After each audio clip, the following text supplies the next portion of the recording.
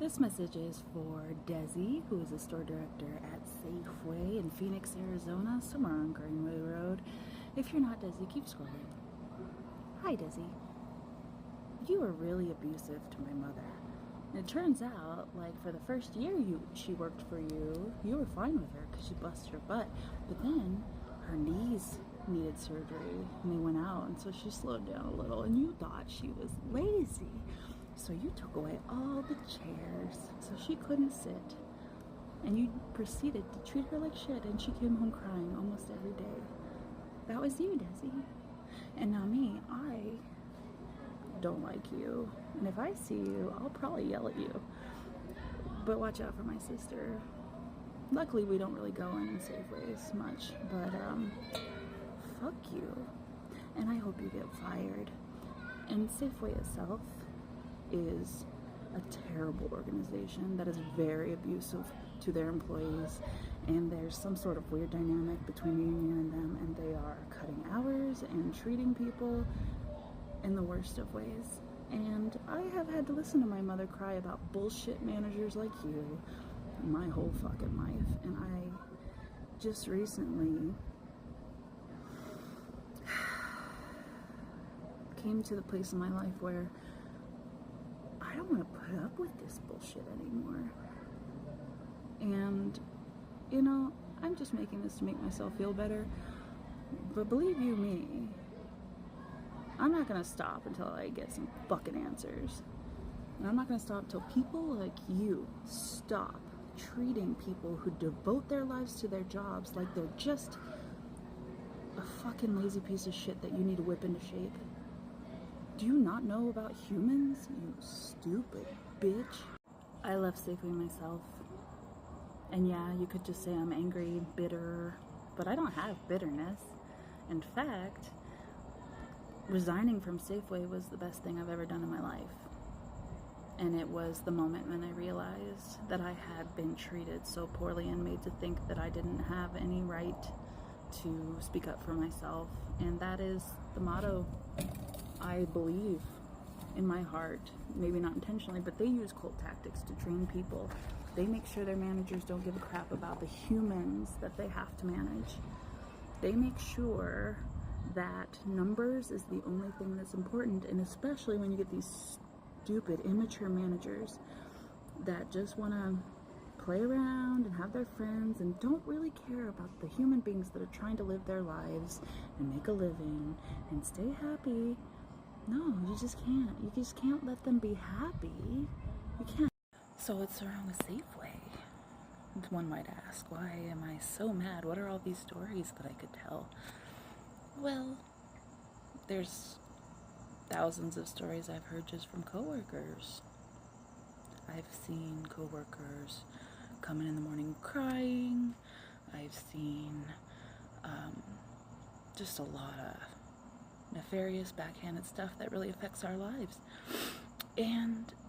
But personally, if you want to just talk from a business standpoint, I became a general merchandise manager, and I worked my butt off, and I was told that it was the best that it had looked in 5 years. And it was a constant battle against a very rude backdoor personnel, and management had no answers for any questions. And anytime I would complain that they were cutting my hours, the answer was, you need to boost your sales, you need to boost your sales, you need to boost your sales. But they don't give me any control over merchandising. They have completely not allowed anyone to do things that could actually boost sales. And not only that, but I mentioned cult tactics. It's mostly the leadership. They have these weird meetings every day where they just drill you about the sales and the whatever sale thing is on sale that Friday or whatever. And it's very much like, you'll have to look it up. But it rewires the human brain a little bit. And even people that I know within the corporation have noticed that someone who's on the first level of management might be very compassionate and understanding and know to do what's right for humans above what's right for the company. But once they go through that upper management training, they change. We've seen it. And that is not good. It's great for the CEOs, but I don't think that they really understand how business works. If you work with integrity and you lift your people up, I promise you things will go better. And like when I first started with the company, they were great. You know, I would go to women's networking meetings, I would go to all this and that. And my mother told me this story the other night about going to one, and one of the higher ups in the company, like top 3, made this great speech about family, work-life balance. And she came up to him afterwards and she said, "I love that speech, that's great." And so there's a few more points I want to make. I'm going to stop harping on just Safeway and just talk about some issues that I think are happening. Because I took a break. So I worked for Safeway for 12 years, from the time I was 16 or 15 to the time I was 28. I dropped out of high school the first semester of my junior year, started my career with Safeway, and when you come from a working class family and you have to make money to survive and you have no ability from trauma and things like that to do school, and when you're kind of smart and you can see that school is starting to be like a scam, you know, you're going to be stuck with all this debt, fuck it, you know. But the problem is when you're a 16-year-old, a 17-year-old, and you are at the mercy of your coworkers, it gets tricky, and you have to be strong, just so you know. I think the big problem in companies is not so much, it's not so much that they're evil tyrants, it's the class divide. The people at the top aren't listening to the people at the bottom. They don't care. And it's either intentional by some of them, or it's just privilege, or it's just that classist stuff that happens in America these days. And they need to understand that it's not that simple.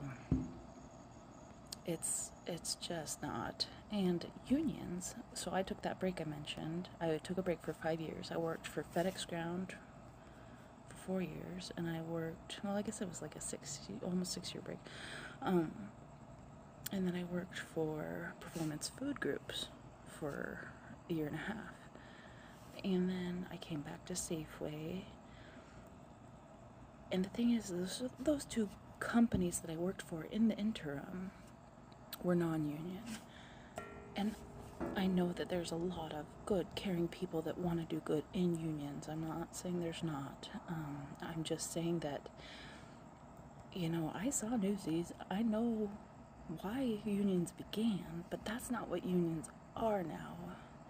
First and foremost, unions are businesses. They make money. Second of all, it's just when you set that dynamic, and I know why, like I said, I know why they were created, but when you set this dynamic of this business setting rules on this business, it's like it becomes a tit for tat sort of negative space. So there's a pretty big class divide, and I am familiar with both classes, and I am more aware every day that that is a huge problem in America.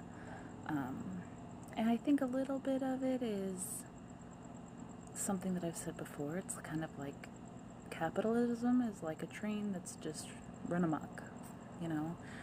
But also, it's a loss of humanity that happens. You know, money is great. Money's awesome, but it's not real. So when capitalism runs out of control, it becomes ridiculous. If you really look at how things are right now, it's absurd.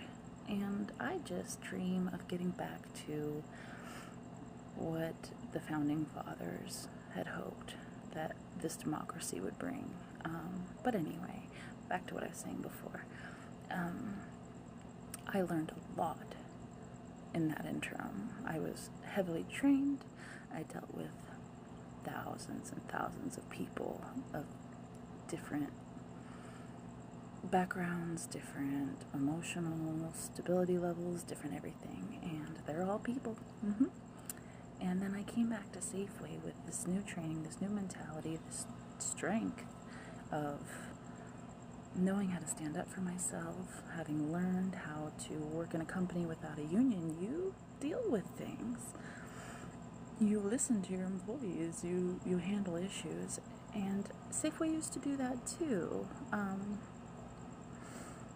I had, I'm not going to name names, but I heard of a front end manager saying something to the effect of, well, it sucks that we have to cut these good people's hours, but it's the union's fault because they don't let us fire the bad ones.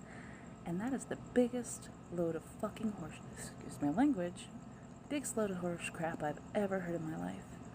Because if people are trained to be leaders, that's not a thing.